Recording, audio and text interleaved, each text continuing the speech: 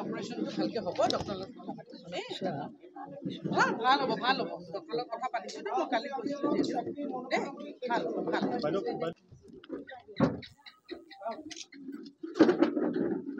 নমস্কাৰ মোৰ ছোৱালীটো ভাল হ'ব লাগে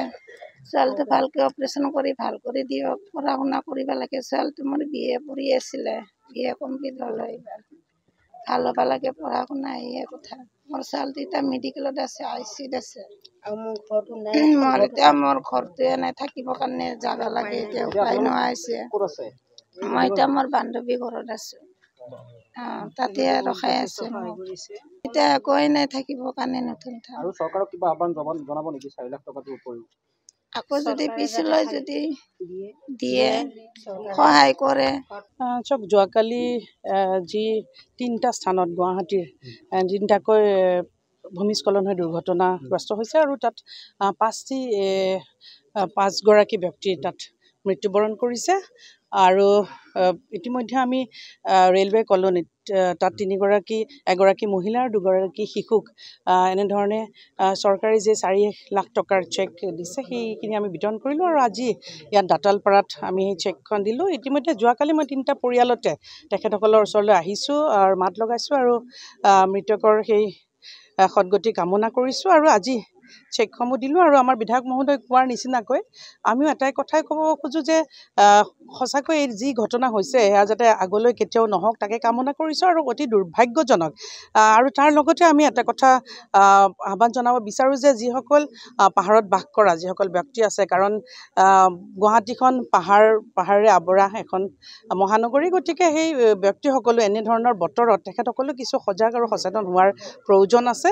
আৰু তেখেতে কোৱাৰ নিচিনাকৈ বিধায়ক মহোদয় কোৱাৰ নিচিনাকৈ তেখেতসকলে যদি সেইখিনি সময়ত অকণমান সতৰ্কতা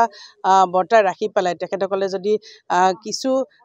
ছেফটিৰ কাৰণে সেই ঠাইসমূহ তেখেতসকলে ত্যাগ কৰি অকণমান নিজৰ সজাগ আৰু সচেতন হয় তেতিয়াহ'লে মই ভাবোঁ এনেধৰণৰ দুৰ্যোগৰ পৰা তেখেতসকল হাত সাৰিব পাৰিব আৰু ৰক্ষা পৰিব গতিকে এনেধৰণৰ ঘটনা আৰু কাৰো লগতে নহওক তাকে ভগৱানৰ ওচৰত প্ৰাৰ্থনা কৰিছোঁ আমাৰ এই অঞ্চলৰে অৰ্থাৎ দঁতালপাৰা অঞ্চলৰ এই পাহাৰুৱা অঞ্চলত আমাৰ জ্যোতিৰ্ময় বৰ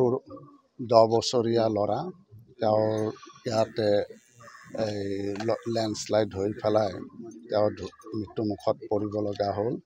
তেওঁৰ মৃত্যুত আমি শোক প্ৰকাশ কৰিছোঁ আৰু মৃতকৰ আত্মাই যাতে স্বৰ্গত চিৰশান্তি লাভ কৰে তাৰ বাবে ভগৱানৰ ওচৰত প্ৰাৰ্থনা জনাইছোঁ আজি ৰাজ্য চৰকাৰৰ হৈ আমাৰ গুৱাহাটী লোকসভাৰ সাংসদ বিজয় কলিতা মেধি ডাঙৰীয়ানী আৰু লগতে আমাৰ গুৱাহাটী পৌৰ নিগমৰ মেয়ৰ আমাৰ মৃগেন শৰণীয়া ডাঙৰীয়া আৰু লগতে কাউন্সিলৰ আমাৰ এই মঞ্জুলা দেৱী ডাঙৰীয়ানীৰ উপস্থিতিত আজি ইয়াতে আমাৰ মৃতকৰ পৰিয়ালক 4 লাখ টকাকৈ আৰ্থিক অনুদান দিয়া হৈছে আৰু এইটো ৰাজ্য চৰকাৰৰ বিশেষকৈ মাননীয় মুখ্যমন্ত্ৰীৰ সম্পূৰ্ণ সহানুভূতিত আমি এনেধৰণে এই অনুদানটো আগবঢ়াইছোঁ আমি আশা ৰাখিছোঁ যে 4 লাখ টকাৰে এইটো যথেষ্ট নহয় এইখিনি টকাৰে যিহেতু ৰাজ্য চৰকাৰৰ এটা নীতি আছে আৰু নীতিগতভাৱে আমি যিসকল এনেধৰণৰ প্ৰাকৃতিক দুৰ্যোগত মৃত্যুমুখত পৰে তেখেতসকলক 4 লাখকৈ দুৰ্যোগ ব্যৱস্থাপনা বিভাগৰ পৰা দিয়া হয় তেনেধৰণে দিয়া হৈছে আৰু পৰৱৰ্তী সময়ত যিহেতু ঘৰটো একেবাৰেই ধ্বংস হৈছে গতিকে সেই ক্ষেত্ৰত আমি পৰৱৰ্তী সময়ত চাম আৰু লগতে আৰু এটা সৰু ল'ৰা কণমানি ল'ৰা তেওঁ আঘাতপ্ৰাপ্ত হৈছিল ছোৱালী তেওঁ আঘাতপ্ৰাপ্ত হৈছিল মেডিকেল কলেজত ভৰ্তি কৰোৱা হৈছে ICUত আছে ইতিমধ্যে